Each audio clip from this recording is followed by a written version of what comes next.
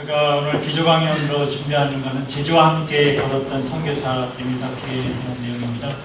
먼저 시작하면서 오늘 에밀다케 신부님뿐만 아니라 우리 제주교회 안에 초기 일방 선교사들이 많이 있었습니다. 특별히 파리 일방 선교회와 또 볼룸방의 여러 신부님들의 그런 헌신과 희생을 기억하면서 오늘 기조 강연을 시작하도록 하겠습니다. 이방인 선교사인 이 에밀다케 신부님은 세국 정치로 쇠락해가는 조선 말기 농민들의 극심한 가난을 극복하려 했었고, 일제 식민지 통치하에 서서히 사라져가는 한민족 공동체 안에서 구원사업을 펼쳤습니다. 그에게 조선은 또 하나의 조국이자 어쩌면 마지막 종착지였다며 과언하는 것입니다. 당시 대부분의 프랑스 선교사들은 조선을 문명의 종교인 천주교로 개종시켜 야만적이고 비이성적인 상태에서 벗어나도록 교육하는 것을 명명하의 사명이라고 믿었고, 이것은 19세기의 유럽인들의 일반적인 취재 정신이기도 했습니다.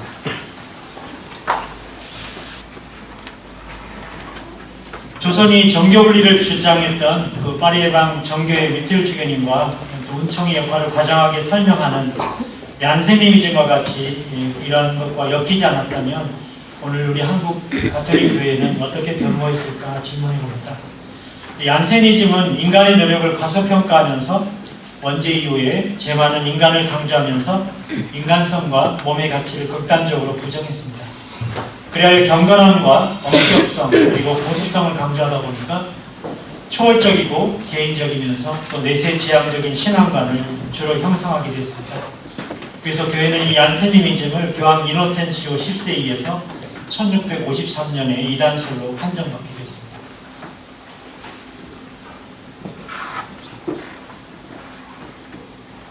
제주에 공식적으로 이제 천주교가 들어오기 시작한 것은 1899년입니다. 그 당시 제주 본당하고 서귀포 한문 본당을 시작으로 본격적인 제주 선교가 시작됐습니다. 나름대로 쉽지 않은 모임을 경험해야 하는 상황 속에서 하나의 교회 기초를 준비했다고 할 수 있습니다. 그러나 아시는 것처럼 1901년 안타깝게도 당시 선교사들이 가진 문화우월적인 사고와 또 선교사들이 가진 양대인의 그런 분위기는 제주 사회에 교회 씨앗을 뿌리내리는데 걸림돌로 작용하기도 합니다. 그것이 다름 아닌 신축년에 일어난 신축교환, 또 제주교환이라고 이렇게 또 아니면 이재순환이라고 알려져 있고요. 당시 세금의 폐단과 교회의 폐단이 얽혀 일어난 것으로 우리는 알고 있습니다. 이런 엄청난 사건의 길목에서 등장한 것이 오늘 우리가 이해하려고 하는 에밀다케 신부입니다.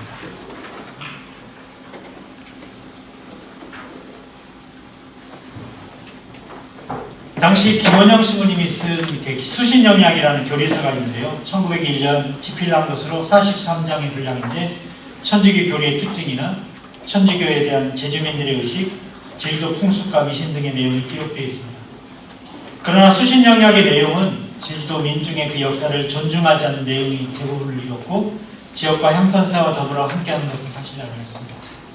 그래서 미텔 주교님의 그 정교분리 종말지향의 그 내세관은 조선의 신자들의 구체적인 삶의 현장과 역사로부터 멀어지게 되기도 하겠습니다.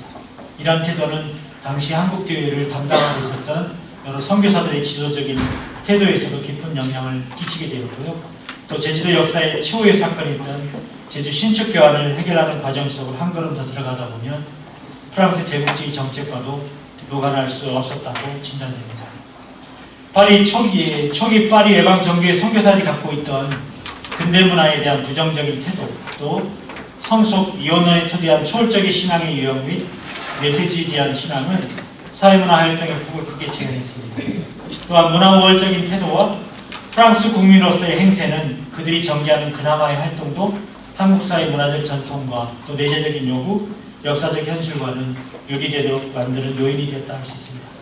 그 결과 그들이 주도하는 개혁의 한국교회는 교회 정신과 단절되는 한편 민족사와 단결된 이중 단절의 부정적인 측면을 나타나게 됐습니다.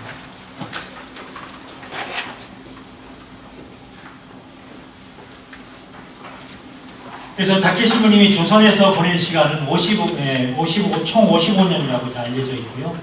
그래서 재임 기간 중 무엇보다도 대구에서 교육자로 31년을 지냈고 제주도에서 선교사와 식물 채집가로 13년, 또 남도에서는 목포와 나주 지역을 포함해서 섬들과 내륙의 수많은 공소에서 7년을 보내고 그리고 부산과 진주, 마산에서 4년을 지냈습니다. 초기 본당 선지자들의 서한이라고 하는 글을 이렇게 이태일 주교님께 보냈던 서한에 그 보낸 서한이 18통이나 되는데요. 그 중에서 11통이 홍로에서 작성된 것으로 알려져 있습니다. 서한 중에는 타케 신부님이 제주도에 부임하자마자 한론에서 홍로로 본당을 이전할 수밖에 없었던 상황에 대한 것도 있습니다. 그래서 식물 채집을 하게 된 동기는 당시 일본의 선교사로 활동하고 있었던 식물 채집에 이렇게 먼저 노력하고 있었던 포리 신부님과의 만남에서 시작이 됐습니다. 타케 신부님은 제주를 방문해서 왕성한 식물 채집을 하고 있었던 이 식물학자 포리 신부님의 영향을 많이 받았습니다. 그리고 타케 신부님은 마산과 진주에서 첫 선교를 할 때에도 제주도 한원에서 또 사목 활동을 시작했을 때에도 선교 자금이 사실 너무나 부족했습니다. 그래서 미틀 주교님이 보내는 서한에도 보면 타케 신부님은 늘 그 서한에 돈이 부족하고 주교님에게 간절하게 정말 구해 주시다는 호소를 올린 글이 많습니다. 타케 신부님은 선교 자금을 어떻게 확보할까라는 방법을 생각을 하다가 이 포리 신부님으로부터 식물 채집하는 방법을 배우게 되고 그 가치를 깨닫게 됩니다. 그래서 포리 신부님은 무엇보다도 먼저 식물 채집에 대한 전문가로서 이렇게 나름대로 이렇게 모든 것들을 바쳐서 진행되고 있었고, 타케 신부님은 사실 사목자로서 그 양떼들의 필요한 어떤 피난처를 마련하고 싶어서 이 식물 채집에 시합으로서 달려들었다고 할 수 있습니다. 타케 신부님은 제주를 떠나면서 식물 채집도 사실은 손을 놓기도 했습니다. 1906년 홍로에서 포리 신부를 만난 뒤부터 1907년에서 8년까지 온 힘을 다해 한라산의 식물을 채집했습니다. 그래서 우리가 알고 있는 것처럼 한라산 왕꽃나무 자생들을 발견하는 그런 의미 있는 발자취를 남기기도 했고요. 또 기록에 나타난 것으로만 그대로 보면 1913년 제주 밖으로 나와서 목포와 인천의 식물을 채집하는 것이 제주도를 떠나서 한 채집의 처음이자 마지막이었다고 이야기하기도 합니다. 그 이후로 거의 식물 채집에 손을 뗀 듯한 그런 어떤 기록으로서의 내용은 발견되지 않고 있습니다. 그러나 1822년 파리예방 정교회가 이제 전남에서 제주에 철수하자마자 8월 25일부터 대구 대교구의 소속이었던 에밀 타케 신부님은 거의 20년 동안 선교와 제주와 목포를 선교지인 제주와 목포를 떠나서 1914년 설립된 대구교구 성 유스티너 신학교 교수 신부로 부임하고 한국 신부님들의 양성의 길에 들었습니다. 그래서 1928년 10월 23일에는 유스티너 신학교의 교장으로서 선임되기도 했고요. 그래서 또 한국 전쟁을 발발하게 되자 포항에 있는 예수성심 신녀의 피난을 갈 수밖에 없었습니다. 그래서 신부님은 결국 1952년 1월 27일 날 성유스티너 신학교에서 선정하게 된 인생을 보여주게 되는데요. 무엇보다도 이렇게 그간의 여러 신부님의 삶을 이렇게 들어보게 되면 사실은 신부님이 이렇게 제주도에 와서 부임하고 있었을 때 1913년 경에는 제1차 세계대전이 발발을 하게 되고 또 선교사들도 이렇게 군대 소집으로 인해 가지고 이렇게 프랑스로 돌아가게 되는데 신부님은 징집을 면제를 받게 됩니다. 그래서 제주도에 있게 되고 그러나 많은 선교사 신부님들이 제주도나 아니면 여러 지역을 이렇게 공석이 되게 되자 그걸 메꾸고자 그 당시 대구 교구의 도망도 주교님은 홍로본당에 있었던 그래서 에밀 타케 신부님을 목포 산정동 성당으로 발령을 합니다. 그리고 또 공석이 된 여러 공소가 너무 본당이 많았기 때문에 이것저것도 함께 헌신적으로 희생적으로 이렇게 서먹할 수밖에 없었고요.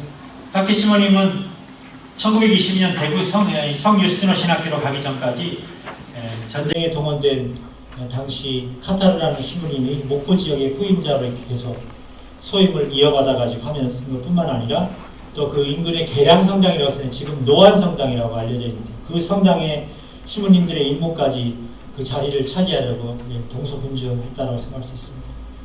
파리예방 신부님들은 1922년 제주도에서 이렇게 또 전라도에서 철수를 했고 31년 전라도가 대구교구 감목대륙으로 승격되지만 채 2년도 되기 전에 드망두 주교님은 이제 전라도 지방을 골론반호 성 골론반호 예방정교에 맡기기로 결심을 합니다.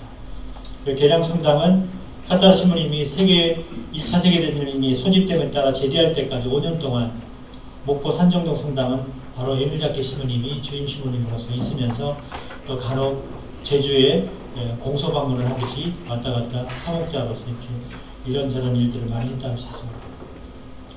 당시 1911년부터 30년간 대구교구는 전라도와 경상도와 관리를 했고 전라도는 제주를 포함했습니다. 그래서 1931년 5월 조선교구 설정 100주년에 드망주 주교님은 교구를 나눈 것을 허락받고 전라도 감목대리교를 설정했습니다. 1899년에서 1931년 사이에 타케 신부님의 활동은 말씀드렸던 것처럼 목포, 노안, 제주, 홍로 이 4개 본당 뿐만 아니라 여러 공소를 중심으로 이루어졌고 1차 세계대전이 발발했을 때 바로 성유사들이 소집되는 인으로 인해 가지고 이제 신부님은 홍로 본당을 떠나서 목포 산정동 성당 그리고 나주에 있는 그 노안 성당 또 남서해안에 있는 모든 섬들, 공소들 그런 데서 묵묵히 선교 사목을 진행하게 됩니다. 또 신부님은 조선 남서안의 모든 섬들을 전담했다고 그렇게 알려져 있고요. 직무수행이 굉장히 힘들어서 그 서안에 보면 그런 어떤 사목일기 안에서 그런 고충들을 이야기해 주었습니다.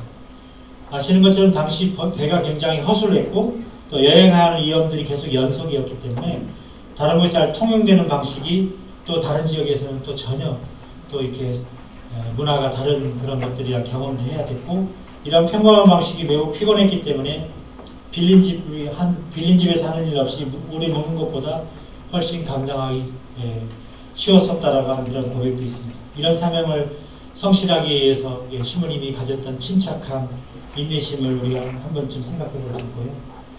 그리고 또 김원영 신부님의 어떤 선교 방식을 넘어서서 이렇게 타케 신부님이 신축교환의 여러 제주의 신자들과 함께하면서 정말 강압적이고 그런 프랑스 제국적인 그런 어떤 방식이 아니라 그들과 식물 채집의 그런 어떤 활동뿐만 아니라 사목 활동을 하면서 묵묵히 어떤 선교 방식의 어떤 새로움들을 하나씩 깨달아가지 않았을까 생각합니다. 그리고 신부님께서는 아까 중간에 말씀드렸던 것처럼 포리 신부님과의 만남이나 또 한라산 자생지 안에서의 여러 발견들 또 아시는 것처럼 결국 포리 신부님 식물 채집 안에서 여러 그런 소식들을 도감들을 보내는 과정 중에 포리 신부님이 감귤나무 원주 밀감 종자를 보내주게 되고 그것이 바로 오늘 제주도 서귀포에 이렇게 퍼져가지고 감귤의 어떤 생산지로서 지금 서귀포가 많이 알려져 있다고 생각합니다. 그래서 에밀타케 신부님은 24살에 선교사로 파견돼가지고 45년 일제강점기 해방될 때까지 살았던 그런 희생 가운데 무엇보다도 신부님은 오직 하느님밖에 없었다는 고백 안에서의 이야기처럼 그런 사목 안에서 좀 하느님만을 선택하며 살았던 신부님이십니다. 1870년 개항과 1880년 한불조약 그런 비호 아래 고압적이었던 프랑스 제국적인 그런 분위기 속에 있었던 그런 선교사들의 어떤 갈등적인 마음이 아니라 타케 신부님은 선교사로서 측은지심의 덕성과 인내심을 가지고 지냈다고 보셨습니다. 타케 신부님은 식민지 페르담에서 벗어난 선교사로서 이제 보편적인 선교 방식, 모든에게 모든 것을 나눌 수 있는 선교사의 자세를 체득했다고 할 수 있고요. 그리고 신부님께서는 채집가로서 일보다는 선교사의 평생을 수행한 조선의 그런 따뜻한 마음과 소박한 삶들의 영향을 받고 또 미치면서 살았습니다. 그런 선교사로서 삶의 현장에서 자신의 본질로 선교사의 사명을 깨달았다 할 수 있고요. 대단하고 대담한 조선의 선교사로서 조선인들에게 친근감을 주고하면서 조용하게 우리가 살고 있는 이 땅이 용화되어 왔습니다. 그래서 타케 신부님은 한마디로 식물 채집가라는 어떤 괴짜 선교사가 아니라 평생을 진짜 선교사로서 해서 몸과 마음을 바친 훌륭한 신부님이셨다는 생각이 들면서 다시금 저의 기조 강연을 마치도록 하겠습니다.